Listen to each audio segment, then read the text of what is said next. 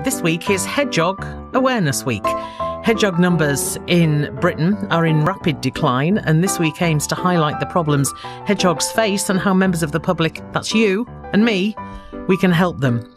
This year's efforts are focused on strimmers and cutting machines which kill and maim many hedgehogs each year.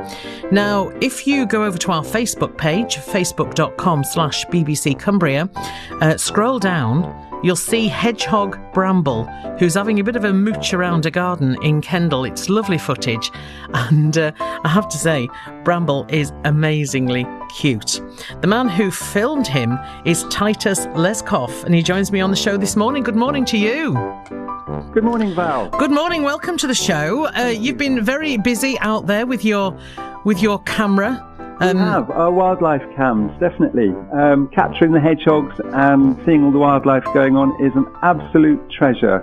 You must have been delighted. Anybody who goes onto the BBC Cumbria Facebook page and sees the footage that you've shared, you must have been delighted when you checked your gubbins, you checked your machine, and you could see Bramble so beautifully clear on the screen.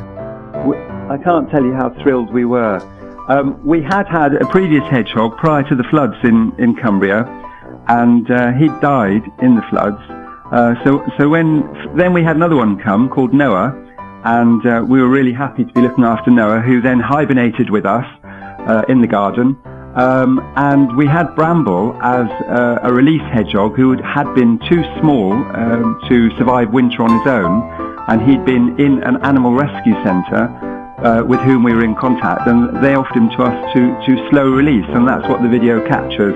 His release from a cage, being reintroduced back into nature, and then the cage is taken away, and the footage I think the BBC have got the clip of there is he's leaping onto a log, and you will never see such a happy hedgehog as that one. He's amazing. You're just fascinated by these hedgehogs, aren't you? You love them. Absolutely love them. What is it? What is it that draws you towards the little humble common hedgehog? Everything about them. They're exactly that. They're humble. They've got such characters. They're beautiful little people. They're all individual. They portray the state of our environment, actually, because that leads us back to the problems that they're having with gardens being closed off and more roads, more gardens being turfed, not covered over with cement, not so much around here in Cumbria, thank goodness, but all around the country in general.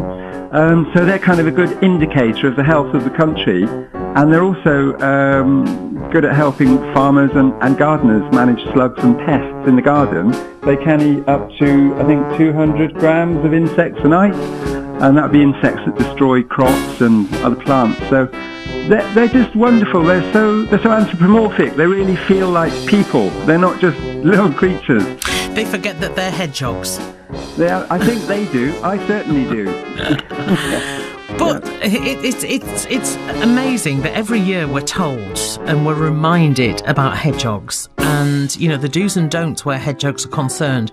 But the message doesn't seem to go in because we mentioned before there are declining numbers. There absolutely are. People think that in the last 10 years hedgehog numbers have fallen by about 30%, but some estimates run even further and think since the 1950s up to 95%, which is a stunning amount. And they think that there may only be about 1 million remaining now. And there are all kinds of problems that cause them to die once they've left the nest and once they make their way in the world. People forget because people are busy. Everyone cares, and a hedgehog's a really cute character. He's so charming, so inviting, so friendly. How could you not love a little hedgehog? But people forget because they're busy. Well, we can kill them with kindness as well. That's the thing, isn't it? In that if we don't get it right, if we are helping them and we don't get it right, we're actually damaging them. I think people can, I mean, you could handle them too much and then they become acclimatized to people, and that shouldn't be the case because they are a wild creature.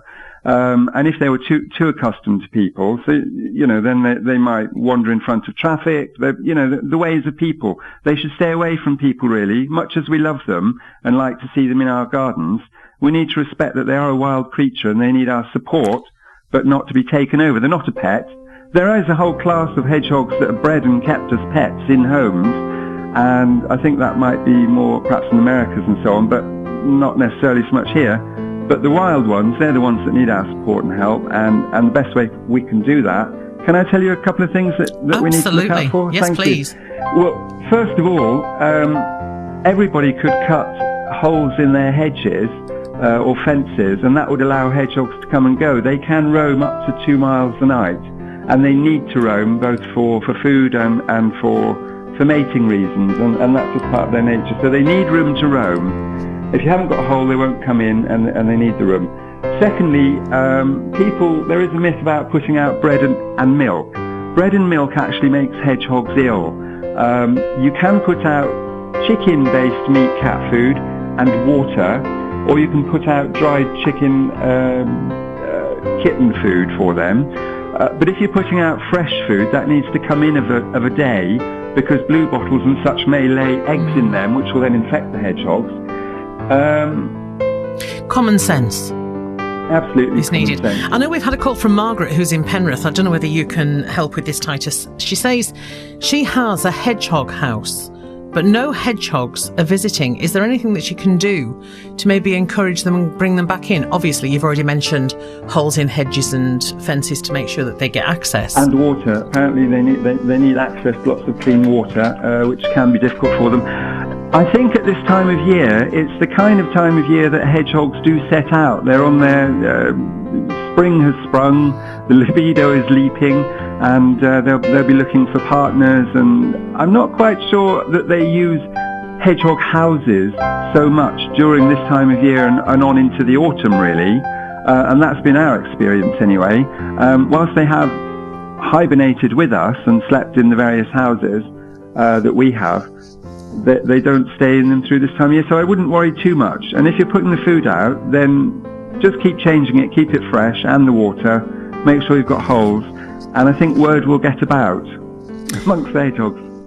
Absolutely. Yeah. The hedgehog, jungle drums or whatever they are. Absolutely. We're going to be heading off to Knoxwood in just a wee while, where sadly quite a few hedgehogs find their way to because of a whole variety of problems. But it's not the only place in the county where hedgehogs are looked after, and the only place where hedgehogs are, cared for in any way. You were telling me that there is other sanctuaries around the county as well. There is, definitely. We had our Hedgehog Bramble, I say ours, our guest rather, from Kendal Animal Rescue Centre, but they're not widely open to the public. But who is Furness Hedgehog Rescue, and they're based at Dalton, and there's a lady there called Irene, and she tells me that she overwintered 60, and that's 60, sick or injured hedgehogs that she helped overwinter, and she's been releasing them and also getting more.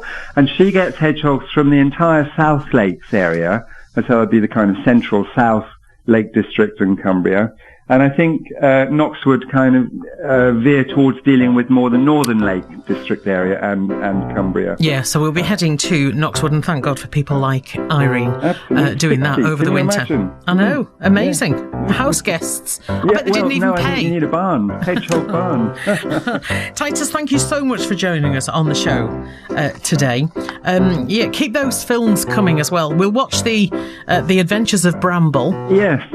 About that, so Bramble, being a hedgehog slow release that came to us, we were, if you like, when he was released from us, we were his starting point from which he set off to explore the great wide world.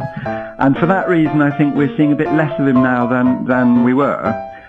On the other hand, Hedgehog Noah and more recently Hedgehog Buttercup, a young lady hedgehog, have been visiting more regularly and coming into the garden, and for them, we are their destination. They've found us. So it's a different way around. So Bramble has set off, and I'm not sure how much more we will see of him, but if I get anything, I will be sharing it, and I'll let you know what's going on. Oh, bless you. Good luck to all of them. Thank you for joining me on the show this morning.